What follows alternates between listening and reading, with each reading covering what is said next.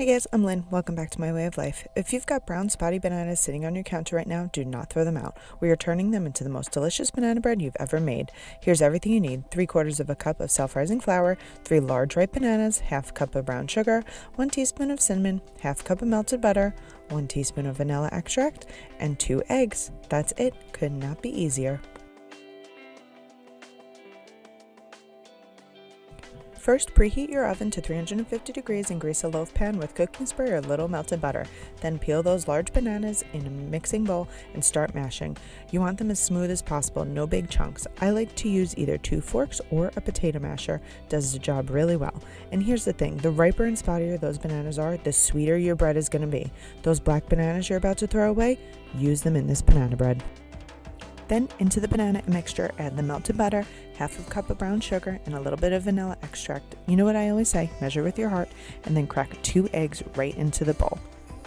Now here's the thing that makes this banana bread so special. The brown sugar gives that soft, moist, almost caramelly crumb.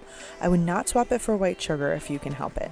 So now all you need to do is mix everything together, and as you can see, there's still going to be a few chunks left in there. Not a problem, don't worry about it. Don't overmix. Then you're going to add in the secret ingredient, self-rising flour. Now in this recipe, it must be self-rising flour. You cannot use all-purpose flour or bread flour, since we don't use baking soda or baking powder. Into the mixture as well, add a little bit of cinnamon and give it a mix until everything comes together.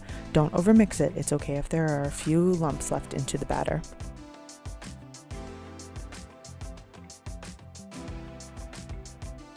While you're mixing the batter together, this is where you'll actually be able to add any mix-ins that you want.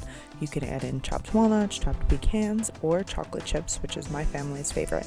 But this is the point where you would do it. And then once all of the flour is mixed together, grab your prepared loaf pan. I like to also add a piece of parchment paper to your loaf pan to make sure that the banana bread is easily taken out.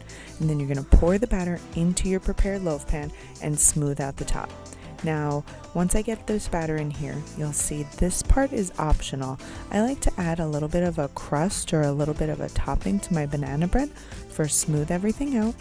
And then you're going to add, I like to use brown sugar, but if you have a favorite streusel topping, this is a great place to do it as well. Or you can add some chocolate chips to the top. It just adds a little bit more flavor and texture and kind of gives you that bakery style banana bread. Then you're going to bake it for 15 minutes at 350 degrees and your kitchen is going to smell absolutely amazing. If you love self-rising flour recipes, I have a whole playlist on my channel. Go check it out after this. I'll also link it right here on top. The full recipe for this banana bread is over at lynswayoflife.com, and it's also linked in the description below. If you're finding these recipes helpful, do me a favor, hit that subscribe button. Don't forget to like and subscribe. Thanks for watching. See you next time.